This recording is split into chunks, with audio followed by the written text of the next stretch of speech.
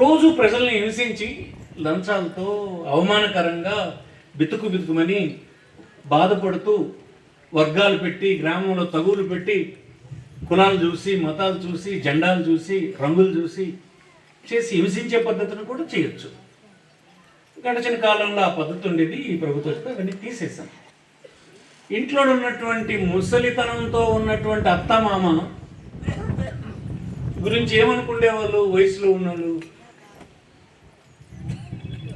ఏంటి మేము ఇద్దరు సంపాదన చేస్తే ఈ పిల్లలకి పెంచాలి, ఈ ముసలికి పెంచాలి, ఇద్దరి రెక్కలు ముక్కలు చేసుకున్నా మా తాలూగా అవసరాలు తీరడం లేదు, ఏంటి బాధ అనేటువంటి బాధపడినటువంటి ఇంట్లోని కోడలు కొడుకు ఈ వృద్ధులకు అవసరమైనటువంటి మందులు తేలేక వారి అవసరాలు తీర్చలేక వాడికి సంతృప్తిగా కనిపించినటువంటి వాళ్ళని వాళ్ళు వదిలేక ఏల గడుపును పుట్టిన పిల్లలకి ఏల అవసరాలన్నీ తీర్చలేక సరైన చదువిప్పించలేక ఆరోగ్యం బాగలేకపోతే హాస్పిటల్కి తీసుకెళ్ళి వైద్యం చేయించలేక బాధపడినటువంటి పరిస్థితులు ఉండేవి.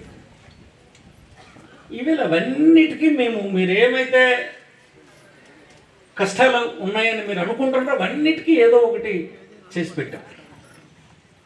ఈవేళ ఇంట్లో ఉన్నటువంటి 60 సంవత్సరాలు దాటిన ఏ వృద్ధుడు కూడా ఆ కుటుంబానికి ఆ పిల్లలకి భారం కాకుండా ఉండేటట్టుగా ప్రతి నెల 3,000 రూపాయలు ఆ గడపకు తెచ్చి ఇచ్చే కార్యక్రమం జరిగిపోతుంది. జరుగుతుంది. ఇప్పుడు మామకి కోడలికి తగులేదు, అత్తకి అల్లుడికి తగులేదు. ఎందుకంటే వాళ్ళ డబ్బులకు వస్తున్నాయి, వాళ్ళ బాధ. మీ అందరూ ఐక్యంగా జీవించండి అని మేము చెప్తున్నాం.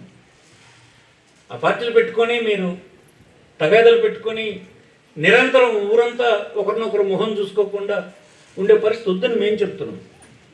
కానీ తెలుగుదేశం పార్టీ చెప్తుంది వర్గాల కింద ఉండండి, పార్టీల కింద ఉండండి అని చెప్తుంది.